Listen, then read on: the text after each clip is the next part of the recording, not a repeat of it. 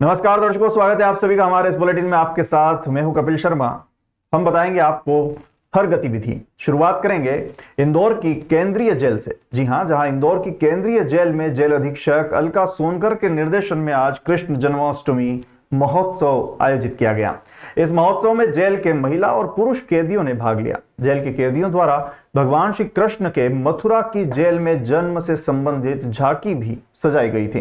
कार्यक्रम के मुख्य अतिथि भाजपा विधायक गोलू शुक्ला थे। जेल अधीक्षक अलका सोनकर ने बताया कि कैदियों को अपराध की प्रवृत्ति से बाहर निकालने की दिशा में कई प्रयास किए जा रहे हैं, जिसके तहत जेल में विभिन्न धार्मिक और सांस्कृतिक कार्यक्रमों का आयोजन समय समय पर किया जाता है। इससे जेल के कैदियों की मानसिक स्थिति में काफी परिवर्तन आया है और वो अपनी सजा पूरी कर एक अच्छा नागरिक बनने की दिशा में अग्रसर हो रहे हैं। उद्देश्य तो सिर्फ इतना है कि कृष्ण की कृपा सब पे बनी रहे। शासन ने भी हमें इसके लिए जो है अनुमति प्रदान करी कि हम कृष्ण लीलाओं का वर्णन और कृष्ण जी का जन्मोत्सव बना सके। हमारी मध्य प्रदेश सरकार अत्यंत संवेदनशील सरकार, जिन्होंने बंदियों के लिए भी ये सोच रखा है कि उन्हें मुख्य धारा में जोड़ने के लिए ना सिर्फ हम स्किल डेवलपमेंट के काम करें, आध्यात्मिक तरीके से भी उनका विकास करें, उनके बीच हर वो त्यौहार मनाएं जो वो अपने घरों में जाकर के अभी नहीं मना पा रहे हैं। इसलिए कृष्ण जन्माष्टमी का हमने आयोजन किया और इसकी भव्यता बढ़ाई। हमारे बीच हमारे क्षेत्रीय विधायक हमें गोलू शुक्ला भैया ने आकर के और रागनी मक्कड़ की पूरी टीम के द्वारा यहाँ पे प्रस्तुति दी गई। अच्छा प्रभाव पड़ा है क्योंकि कृष्ण जी का जन्म ही जेल में हुआ। वो तो तीनों लोक के देवता हैं, वो कहीं पे भी जन्म ले सकते थे, पर उन्होंने कारागृह ही क्यों चुना? क्योंकि वो ये संदेश है कि प्रायश्चित धरती पे रह के ही किया जा सकता है और ये एक ऐसी जगह है जहाँ पे इंसान जाने अनजाने में जो भी कृत्य है उसका प्रायश्चित कर सकता है। मुख्य अतिथि गोलू शुक्ला ने कहा कि इस तरह के अनूठे प्रयास निश्चित ही जेल में बंद कैदियों की मानसिक स्थिति में परिवर्तन लाने में काफी कारगर सिद्ध होंगे।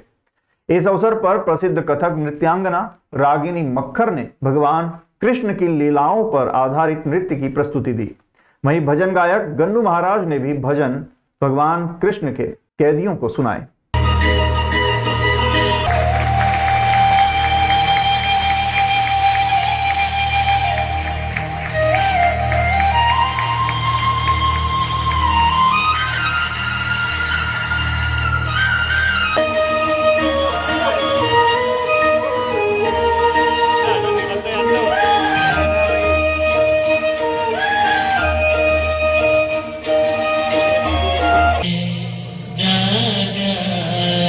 तो मैं पूरे प्रदेशवासियों को, देशवासियों को अपनी ओर से, हमारे माननीय यशस्वी मुख्यमंत्री मोहन यादव जी की ओर से जन्माष्टमी के पावन पर्व की बहुत बहुत शुभकामना देता हूँ, मंगल कामना देता हूँ। हमारी जेल के अधीक्षक अलका सोनकर जी ने यहाँ पे जन्माष्टमी का कार्यक्रम रखा, सावन के कार्यक्रम रखती हैं, तो एक इनके मन की स्थिति, बंदियों के मन की स्थिति अच्छी हो, उनके अपराध से घृणा करें, अपराधी से घृणा नहीं करें। यही उद्देश्य को लेकर हमारी दीदी अलका सोनकर जी यहाँ पे जो कार्य कर रही हैं बहुत ही सराहनीय कार्य है। यहाँ भागवत होती है, चाहे नवरात्र में देवी जी का पूजन होता है, बहुत अच्छे कार्य यहाँ पे हो रहे हैं। मैं अलका सोनकर जी को अपनी ओर से बहुत बहुत बधाई देता हूँ। यादव समाज के आराध्य भगवान श्री कृष्ण का जन्मोत्सव सोमवार को जन्माष्टमी के रूप में मनाया गया। मुख्यमंत्री डॉक्टर मोहन यादव सोमवार रात उज्जैन पहुंचे थे। उन्होंने सांदीपनि आश्रम में भगवान श्री कृष्ण की जन्म आरती की। रात में कई धार्मिक कार्यक्रम और मटकी फोड़ आयोजन भी किए गए, जिसमें वो शामिल हुए। इसके बाद मंगलवार सुबह मुख्यमंत्री नागझिरी स्थित readymade garments factory best enterprises पहुंचे। उन्होंने कपड़ा फैक्ट्री का भ्रमण किया और काम करने वाली महिलाओं से चर्चा करते हुए उनकी वेतन वृद्धि के संबंध में जानकारी ली। मुख्यमंत्री ने प्रशासनिक अधिकारियों से चर्चा कर नागझिरी क्षेत्र में बन रहे 8 मंजिला आईटी पार्क के काम को जल्द से जल्द पूरा करने के निर्देश जारी किए। मुख्यमंत्री ने कहा कि उज्जैन में तैयार हो रहा कपड़ा विदेश में निर्यात किया जा रहा है, ये बड़ी उपलब्धि है। विक्रम उद्योगपुरी में जमीन खत्म हो चुकी है, अन्य क्षेत्रों में उद्योग के लिए जमीन देखी जाएगी। बेस्ट एंटरप्राइजेस पहुंचने से पहले मुख्यमंत्री डॉक्टर यादव भरतपुर स्थित मध्य प्रदेश सामाजिक शोध संस्थान में आयोजित 2 दिवसीय राष्ट्रीय संगोष्ठी का शुभारंभ करने भी पहुंचे थे। इस दौरान उन्होंने कहा कि उज्जैन का कभी अंत नहीं हुआ, इसलिए इसका नाम अवंतिका है। माना जाता है कि इस नगरी में जो जैसा सोचता है, जैसा मांगता है, वैसा प्राप्त करता है। मैं आज उज्जैन में भी मैंने बेस्ट एंटरप्राइजेस के फैक्ट्री में अंदर विजिट की है और मुझे इस बात का संतोष है के बेस्ट इंटरप्राइजेस के माध्यम से हमारे उज्जैन में कपड़े बनकर के तैयार होकर के अमेरिका में निर्यात हो रहा है, इंग्लैंड में निर्यात हो रहा है। ये जो विदेशी क्षेत्र में निर्यात करना, ये अपने आप में हमारी अपनी उज्जैन की साख भी बढ़ाता है, प्रदेश की साख भी बढ़ाता है। इसी प्रकार की सभी इंडस्ट्रियों को बढ़ावा देने के लिए कल इंडस्ट्री कॉन्क्लेव ग्वालियर में है। मैं कल आज दोपहर बाद वहाँ की मीटिंग लेते हुए और वहीं निकलने वाला हूँ। और इंडस्ट्री को लगातार रोज़गार देने का हमारा अभियान भी है। यही कारण है कि बड़े पैमाने पे लगभग 1000 एकड़ की हमारी विक्रम उद्योग पूरी हो गई। अब नई वापस ज़मीन एक्वायर कर रहे हैं। ऐसे कई और अलग अलग प्रकार के सेक्टर में काम करते हुए सभी सेक्टर से युवाओं को रोज़गार मिले, महिलाओं को रोज़गार मिले, किसानों को, महिलाओं को, युवाओं को, गरीब को जीवन में उनका अपना जीवन बदले। सरकार यही काम कर रही है और मुझे इस बात का संतोष है कि इस दिशा में जो हम काम कर रहे हैं उसका समाधान भी दिख रहा है और उसके रिजल्ट भी आ रहे हैं। सर कल चंदेरी में गए थे, चंदेरी में प्लांट डालने की। हाँ, ये भी बात सही है कि केवल बड़ी इंडस्ट्री और बड़ी मशीनों से डालने के बजाय जो परंपरागत उद्योग हमारे चल रहे हैं, अब चंदेरी की साड़ी का हस्तकरघा उद्योग लगभग 300 साल से काम कर रहे हैं। हाथ से इतनी मेहनत करके कोई साड़ी कितनी सुंदर बन सकती है, वहाँ तो मैं देख के दंग रह गया। मुझे इस बात का आनंद है। हमने कहा इसको प्रोत्साहन देंगे और उनकी मेहनत ऐसी है कि वो आगे जा कर के जो और आगे उसमें स्कोप बहुत है, बहुत आगे बढ़ा सकते हैं। सर उसी तरह इंदौर में वाल्मीकि समाज द्वारा मंगलवार को गोगादेव नवमी का पर्व धूमधाम से मनाया गया। इस अवसर पर समाज के लोग विशेष पूजा अर्चना और धार्मिक कार्यक्रमों का आयोजन कर रहे थे। पर्व के अगले दिन परंपरागत रूप से सफाई मित्रों को अवकाश भी दिया जाएगा। सर इंदौर के सफाई मित्र हमारी सबसे बड़ी ताकत है। सब मिलकर इंदौर को सफाई में नंबर 1 रखते हैं। जन भागीदारी का ये मॉडल है और उसमें सफाई मित्र उसकी सबसे बड़ी ताकत है। वीर गोगादेव की नवमी पर रात भर इंदौर में झांकियों के समान निशान लेकर हमारे सफाई मित्र निकलते हैं। उन सबको पहले तो इसकी बहुत शुभकामनाएं। और अगले दिन चूँकि वो साल भर हमारे लिए काम करते हैं तो उनके लिए छुट्टी का दिन है। उस दिन इंदौर की जनता अपनी अपने गली मोहल्लों में, घरों में और बाज़ारों में सफाई करेगी। उसकी हम पूरी तैयारी कर चुके हैं। बड़े चौराहों पर, राजवाड़ा में, अलग अलग वार्डों के हिस्सों में बड़े स्तर पर जनभागीदारी और समाज मिलकर सफाई अभियान चलाएगा।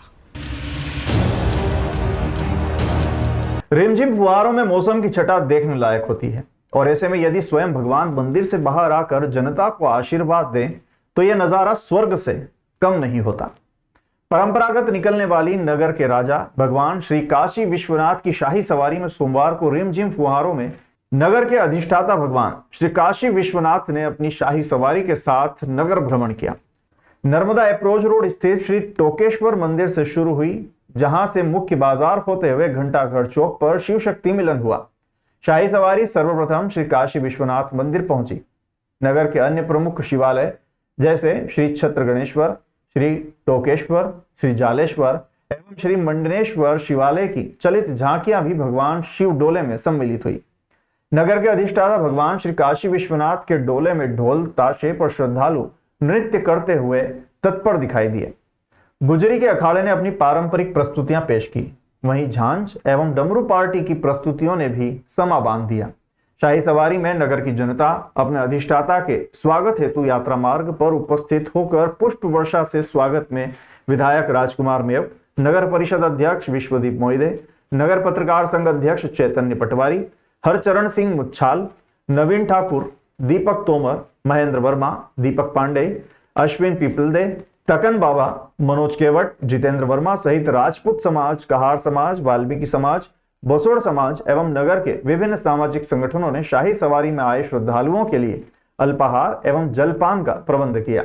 बाबा बर्फानी, खाटू श्याम, कालिका माता, भोलेनाथ नंदी, भगवान परशुराम एवं गणगौर नृत्य की झांकियों ने शिव डोले में नगर की जनता को आकर्षित किया। शाम करीब 6:40 पर शाही सवारी में सम्मिलित ध्वनि विस्तारक यंत्रों में विश्व हिंदू परिषद एवं बजरंग दल के सानिध्य में हनुमान चालीसा का सामूहिक पाठ हुआ। योग से सोमवार को भगवान श्री कृष्ण का जन्मोत्सव भी था और जन्माष्टमी का पर्व भी मनाया गया। इसलिए इस वर्ष भगवान काशी विश्वनाथ नर्मदा घाट स्थित श्री राधा कृष्ण मंदिर जाकर भगवान श्री कृष्ण के जन्मोत्सव में रात्रि 12 बजे शामिल हुए। नर्मदा किनारे स्थित श्री राधा कृष्ण मंदिर में हरिहर मिलन संपन्न हुआ। शाही सवारी के काशी विश्वनाथ मंदिर परिसर में पहुंचने पर भगवान की महाआरती कर 56 भोग लगाया गया।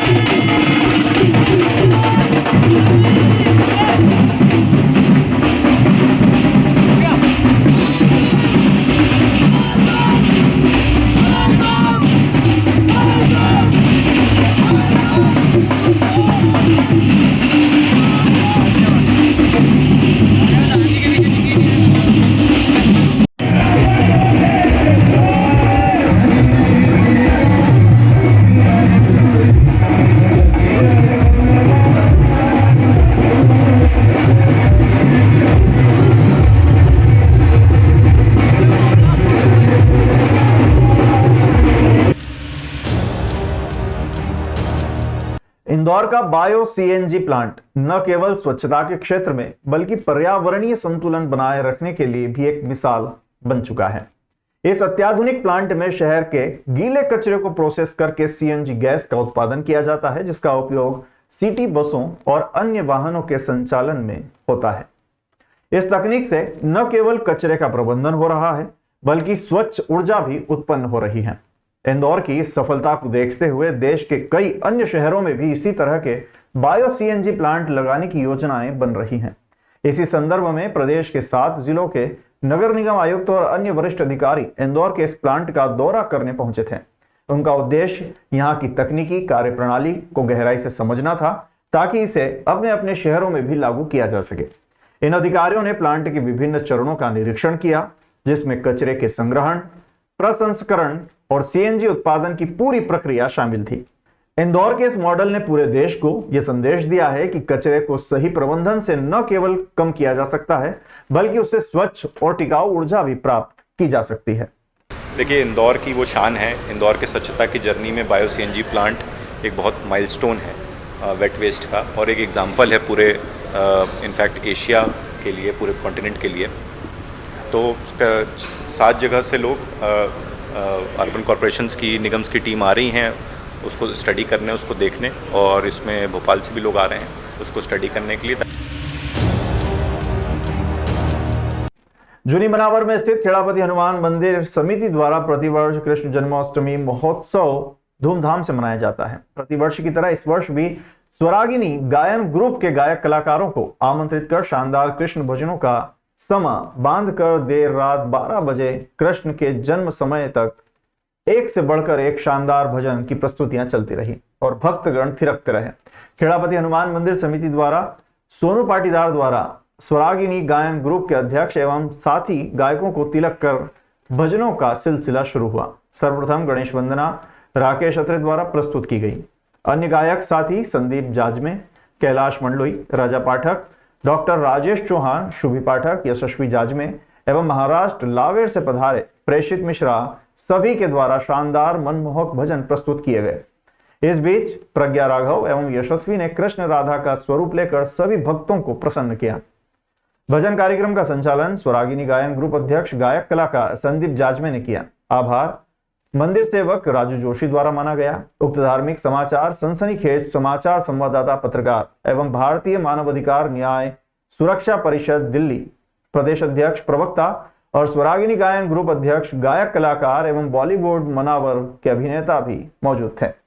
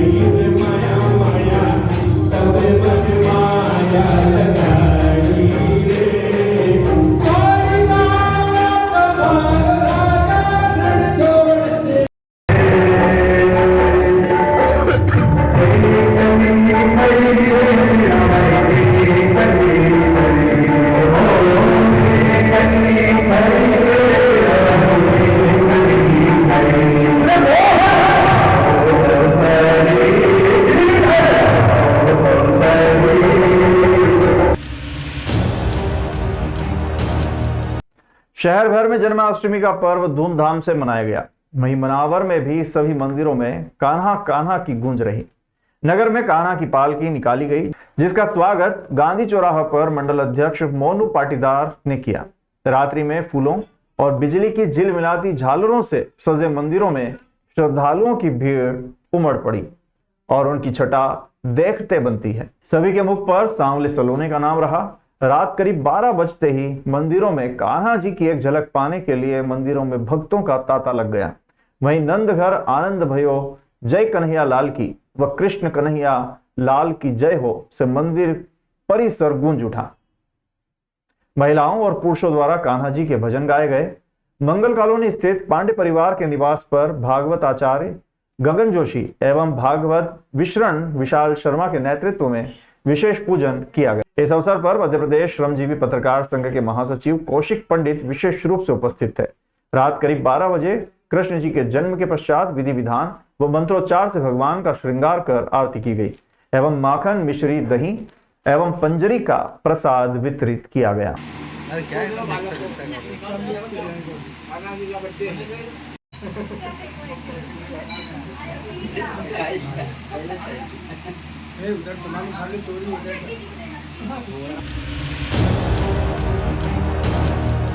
धार जिले के धर्मपुरी में 3 दिन पहले शनिवार को मध्य रात्रि को खुजावा धर्मपुरी खुज नदी का पुल पार करते समय एक युवक पानी के तेज बहाव में बहकर लापता हो गया था। आज मंगलवार सुबह उसका शव खुजावा गौशाला के पास नर्मदा नदी में मिला है।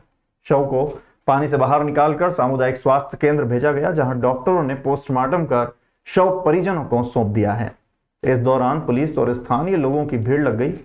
28 वर्षीय युवक भूपेंद्र पिता योगेंद्र सिंह तोमर निवासी खुजावा धर्मपुरी बारिश के चलते खुज नदी में आई बाढ़ के कारण पुल पार करते समय बह गया था।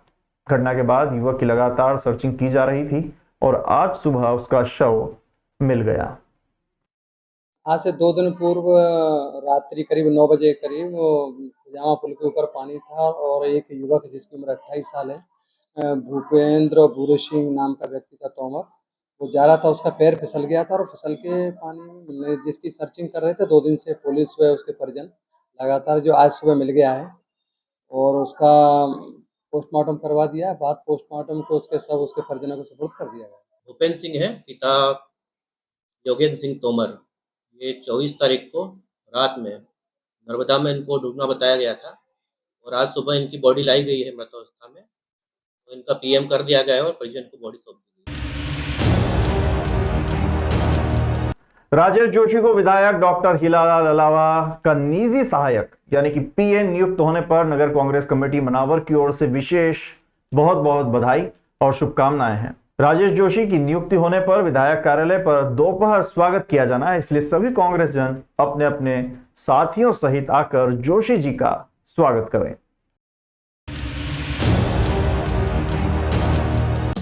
देश विदेश गांव शहर सब पे नजर, सबकी खबर, नया रूप है नए है रंग, सबको समेटे अपने संग। आपका अपना शहर का सपना दैनिक अवंतिका, दैनिक अवंतिका, दैनिक अवंतिका। राजनीति फिल्मी बातें सब कुछ ही हम इसमें पाते, घर होटल ऑफिस या दफ्तर, क्लर्क प्यून या हो फिर अफसर, सबका चहेता सबका प्यारा दैनिक अवंतिका, दैनिक अवंतिका।